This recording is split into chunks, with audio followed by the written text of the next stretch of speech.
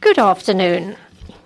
It's a pleasure for me to welcome my very good friend, Nicu Popescu, here in Madrid, a city and country, Spain, which you are very familiar with from past lives, and a lot more so after having been able to enjoy your hospitality in Chisinau in March of last year, when I had the opportunity to visit Moldova. Yeah, and I can convey to you with great satisfaction that our dialogue from today is that Moldova and Spain have an excellent bilateral relationship, which is growing, and this crisis, this brutal aggression that is unjust of Russia against Ukraine has only brought us closer. And our presidents have had meetings last year. I myself traveled to Chisinau in March, and we've held meetings too in Brussels and in Strasbourg, and we will continue to hold even more important meetings. And our cooperation in the political field, therefore, is very wide in scope. In the year 2022, last year, as you well know, Spain, because of its history, inaugurated a diplomatic antenna in Moldova, which allowed us to structure our bilateral relationship, and that gives continuity to deepening our bilateral relationship. And I've announced to Minister Popescu that we will take the next steps for that satellite to become an embassy, a full-blown embassy in a country which at the moment is a country that is a candidate to joining the European Union. We also have contacts in different areas apart from in the political field. In June of last year, we signed an agreement in the field of social security, which will benefit us when it comes into force, and we are actively supporting the promotion of Spanish in Moldova, where our language is very appealing. There's no doubt about that, and it's a field where we will work in the short term. We are in agreement on that, and we have signed very recently, less than an hour ago, an agreement to exchange between our diplomatic schools, an agreement that will continue to strengthen our relationship. On a European level, the support of the European Union to Moldova has been constant, and it will continue to be so during the Spanish presidency of the Council of the European Union. We will be there for more than 5 months, and I have conveyed to my good friend Nico that we will do this jointly, and we will have an exchange, a fluid dialogue to ensure that at the time we are as best prepared as possible to be able to help Moldova to be able to overcome these extraordinary circumstances and challenges that it's facing up to because of the very unjust aggression and war of Russia against Ukraine. On the 7th of February, the European Union-Moldova summit will take place, and it will be a wonderful opportunity to show our continuous support to this country and to assess the agenda for reforms that are underway. And we believe that the status of candidate as a candidate of Moldova is very important, and our support shows that it belongs to the European family, and I have conveyed this to Minister Popescu. I also underline the value that we give to the effort made in terms of reforms that Moldova is carrying out in such difficult circumstances. And there's the action plan for joining the European Union that has been presented, which is a step in the right direction. And we will assess this in those terms. Spain is very much aware of this, also as it's going to take on the presidency of the European Union, that this will be the most important things to be clarified in the next few years. And I have conveyed the fact that during our presidency, we will give high priority to these matters. I also congratulated the minister and also Moldova for holding the next meeting of the European policy in Chisinau. And we're only too pleased to work with you, and we will take over the baton. We are the future hosts, so therefore we have a common interest in this field, and we will work right from the start, both teams, to ensure that this political summit will be successful, both in the meeting that will take place with Moldova and also during the presidency of Spain in the European Union. And finally, I'd like to underline that in the context of the war of aggression of Russia against Ukraine, Spain has shown a humanitarian response without precedent, and this extends to neighboring countries such as Moldova. And we've opened up this antenna in the country, and I have conveyed that this effort and this solidarity will be continued as much as necessary. And now we need to find the way to provide support to Moldova, to the civil society, through the Agency for Development and Cooperation, the AICID agency, and we want to continue providing support to the country in such difficult circumstances that wouldn't seem to have any solution in the short term. So, in short, Nicu, thank you very much for coming to Madrid, and I hope that the remainder of your visit will be successful and that you will enjoy the hospitality of Spain, just as I enjoyed the hospitality of your country. And I hope that this friendship will continue to be strengthened with a view to those challenges that we have ahead of us in Europe. Dear Minister, dear José Manuel, muchas gracias for these kind words and for your commitment to Moldova, but also to a Europe that is stable, peaceful and democratic, and you've shown your commitment to this work, and we have a lot of work to do to make sure that this vision of ours advances. And it's a great pleasure for me to meet you today in Madrid. In the last less than a year, we saw each other in Brussels, Prague, Bucharest, Łódź, and in Chisinau. And this is an important moment for our bilateral relations, but also for our European accession to the European Union of our country. Today we spoke about our shared vision for Europe's future. We discussed regional security, but also the European Union integration agenda for Moldova. And we're looking forward to working together closely during the Spanish upcoming presidency of the EU that will start on July 1st. And in the meantime, I briefed the Minister on the progress we're making towards European standards, on our fight and commitment to reform our justice system, stepping up the fight against corruption, strengthening our democracy, boosting the administrative capacity of our state to join the EU, but also modernizing our economy and working to attract investments. In the last year, Moldova has managed to, despite an extremely difficult context, and that was probably the most difficult year since 1992 for our country because of the war in Ukraine, but we've stayed very focused, of course, on managing the consequences of the war, but also on reforming and making Moldova a more democratic and more prosperous state. In the last year, we've managed to improve our freedom of the media ranking by 49 positions, according to the Reporters Without Borders. We've managed to improve our anti-money laundering rating of the Council of Europe, and we have managed to pursue multiple reforms that will bring Moldova into the European Union. In this year, we've also stood firmly with Ukraine in condemning the Russian aggression against our neighbor Ukraine, and we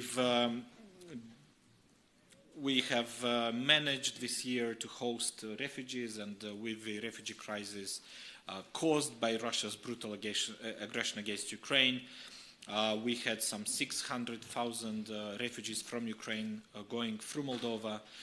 As we speak today, there's around 85,000 Ukrainian refugees on our territory, but our policy is clear. Our door is open to anyone who wants to escape from bombing and wants to stay in Moldova or to cross Moldova in search for safety. We've also worked with the European partners and Ukraine when it comes to delivering humanitarian aid to Ukraine, providing solidarity lanes, and making it easier for Ukrainian cereals to reach those countries that need grain in order to feed their populations or to keep food prices reasonably stable. And nonetheless, the situation in the region, as you know, remains very difficult. The war is continuing. The war is imposing a huge human toll on the Ukrainians and is having major negative repercussions for the entire world. When it comes to Moldova, we continuously face multiple problems generated by this war. In recent months, we've had several Russian missiles crossing our airspace and violating our airspace. The Ukrainian energy infrastructure that is bombed by Russia also generated situations where Moldova has had to face electricity blackouts caused by Russian bombings of the Ukrainian energy infrastructure. We also have a very high inflation rate of around 35%, and of course the war has disrupted trade routes, not least because of the Russian blockade of the Black Sea. At the same time, Moldova is having to face the full spectrum of hybrid threats, including weaponization of gas, disinformation, and foreign interference. Nonetheless, we've done our best and we've worked hard to build our resilience. We've been very focused on the energy security of the country, and this winter is actually the first winter in which Moldova entered with significant gas reserves, which make sure that the government is able to continuously heat but also light the homes of our citizens. We've been very focused on modernizing our security and defense sector and expanding and improving and deepening our cooperation with partners that support Moldova's liberty, democracy, and here we've had important exchanges and visits with Spain as well, but many other EU member states. We hosted the Spanish defense minister in Chisinau, and just a couple of weeks ago our interior minister has visited Spain, and this is just one of the examples through which we are intensifying our security and defense relations. When it comes to our bilateral relations, we had a very good conversation today with José Manuel, and Spain is a close friend and a trusted partner, and José Manuel is a great friend of me and of Moldova and of our country, and we've worked hard to bring more benefits for our people in the last year, and also we're continuously working on ways to intensify what is already a fantastic diplomatic relationship and to kind of turn it into more concrete areas of cooperation. Our languages are very close, so that makes a lot of things easier. I don't need the translation because I actually tend to understand 90% of what you say.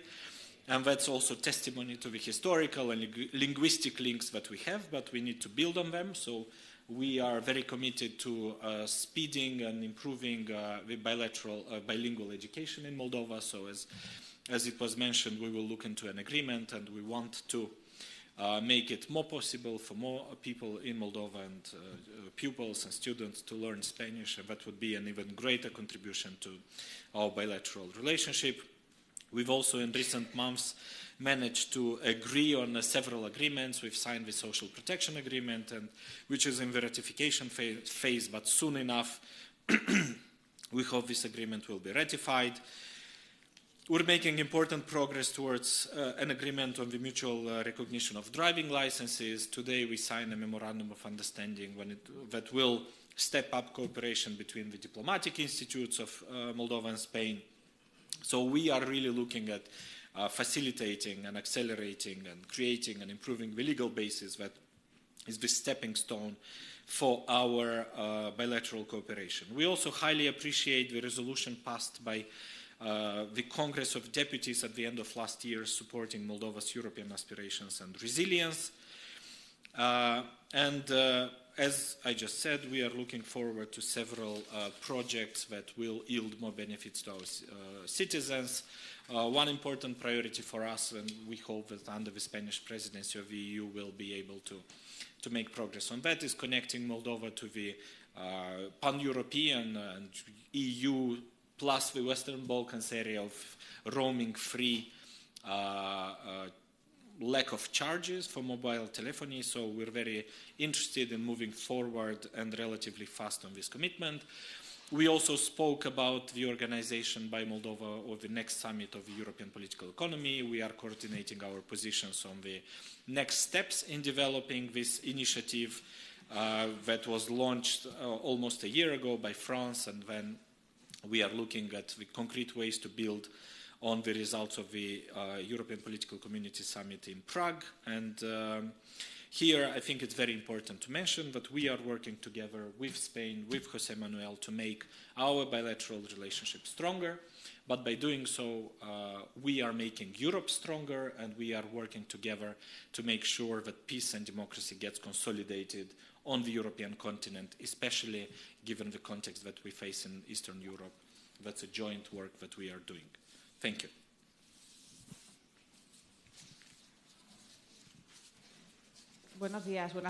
Good afternoon, Marina Pinal from the El Mundo newspaper. First of all, I wanted to ask the Minister Albares. Yesterday, Margarita Robles said that Spain was hoping there would be a decision on the sending of weapons, and today an agreement, or on Friday, the Leopards were approved by the government. And I wanted to ask Minister Popescu what stance he thinks the allies should adopt, as well as how Moldova is acting, because Ukrainians are being extracted from the country illegally, apparently. Thank you.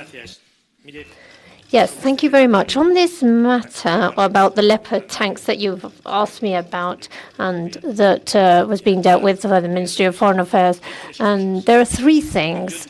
And as far as I understand that the interest from the media is legitimate. And there are three very important things here. Firstly, we mustn't forget that we're talking about a war, a real war, where the Ukrainian people is facing up to a threat,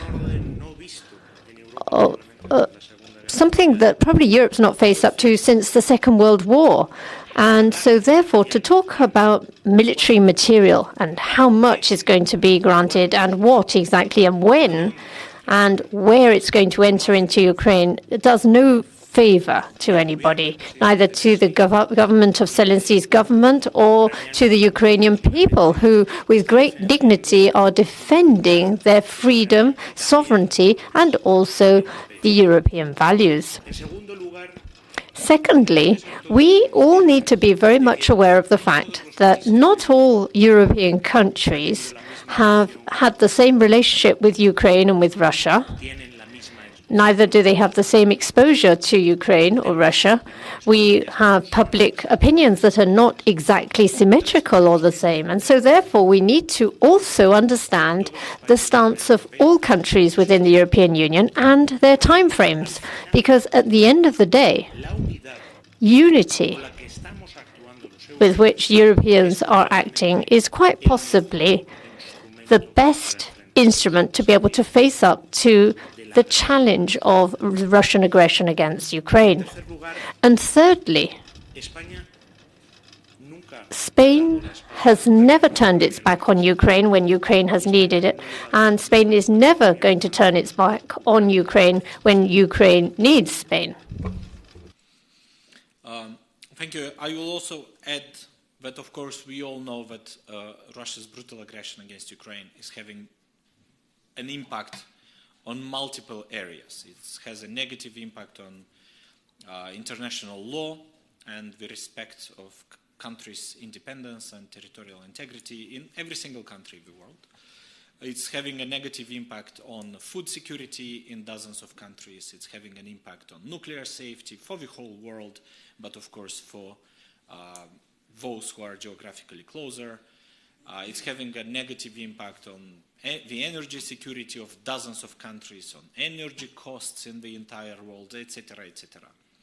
So we are all very conscious of that, and of course in the context of Moldova, all of these negative effects are very concentrated, they are very dangerous for our country, and of course the security and defense of Moldova is significantly threatened by what is happening in our region. So given all of that, what I can tell from where Moldova is that any help given to Ukraine, any economic help, any military help, any piece of equipment offered to Ukraine is, of course, helping Ukraine maintain its territorial integrity, liberating its territories, but it's also helping Moldova maintain our stability and our peace.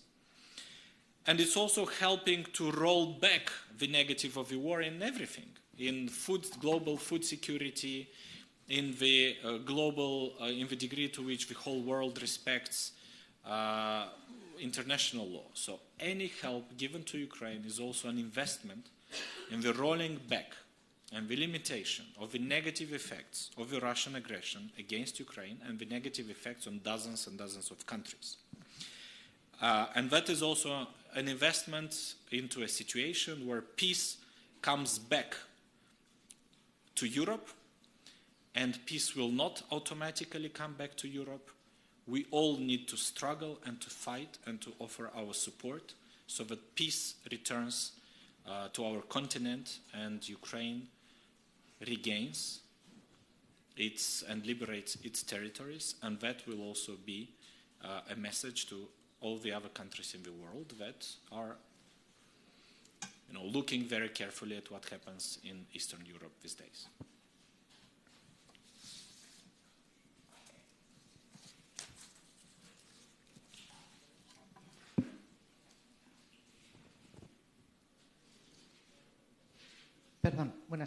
Sorry, good afternoon. I'm Cristina Yadov from the EFE agency, and I'd like to focus on Venezuela now. Mr. Klein from the opposition, I'd want to know what role Spain is going to play. I know that it's prepared to collaborate and be a protagonist or an observer. And secondly, the Chavez government seems to have come to Spain as somebody who's been deported, thanks to Mr. Zapatero. I want to know whether that is true. How has this man come to Spain? What is his role? And what role has Mr. Zapatero got? Has it an official role, or what is his role? An informal role, perhaps? Yes, thank you very much. Yes, I can confirm that next Sunday, in this same place where we're speaking, I will welcome the negotiator of the Venezuelan opponent, Mr. Wright, and a group from the Venezuelan opposition at their request. And I do this with great pleasure. It's not the first time that I met with Mr. Blythe. I already met with him separately and jointly with the negotiator of the Venezuelan government. And the role that Spain wants to fulfill, I actually have explained on many occasions. This is a dialogue between Venezuelans, between the government and the opposition. And Spain welcomes this and encourages them to continue along these lines, both the government and the opposition group. And apart from that, Spain is at the disposal of the Venezuelans for whatever they consider might be necessary or useful. Spain does not want to carry out a specific role or to avoid a certain role, but what it does want, and I as the Minister of Foreign Affairs in the first place, we're at the disposal for that dialogue between Venezuelans so that we can see more agreements, such as that humanitarian agreement that has been signed. And we did a public communique welcoming that, and we hope that there will be more agreements and that a political agreement will be reached, because any solution has to be a democratic, free agreement between Venezuelans. So to answer your question directly, I can confirm that here I will meet next Sunday with Gerardo Blythe and the opposition group at their request, and Spain is at their disposal for whatever Venezuelans consider might be useful for the dialogue that we think is the way forward. As for your second question, I can confirm that since last Sunday at 6:30 in the morning, General Rodriguez Torres is in Spain. He arrived just as more than 70,000 other Venezuelans have arrived over the last few years, with a great effort that the Spanish government has made towards its brother countries, such as Venezuela. 70,000 people have come in total, and there is a right to intimacy of each and every person to not share any data, but there is a statute for Venezuelans, more than 70,000 people who have come to Spain. It's a public statute and law that allows for residency to be granted to these citizens almost automatically.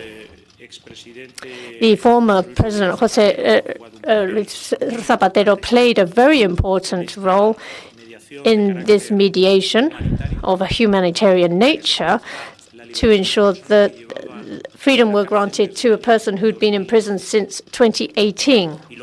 And what we are hoping for is that this dialogue between Venezuelans will allow for there to be nobody who has not committed any criminal offense or other offenses be found in Venezuelan prisons, and for dialogue to be the solution for a future between Venezuelans and agreed upon between Venezuelans.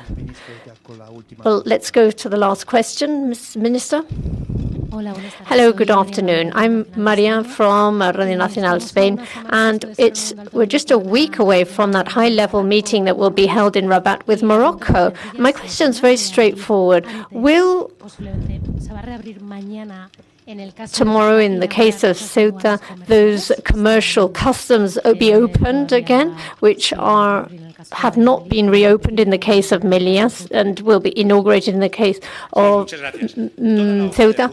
Well, the roadmap between Spain and Morocco has been established in the agreement from the 7th of April, and as the Minister of Foreign Affairs announced in Morocco, jointly with me, both in New York and in Barcelona, and at the meeting of the UPM, that first step for goods from Ceuta and Melilla will take place before the high-level meeting takes place.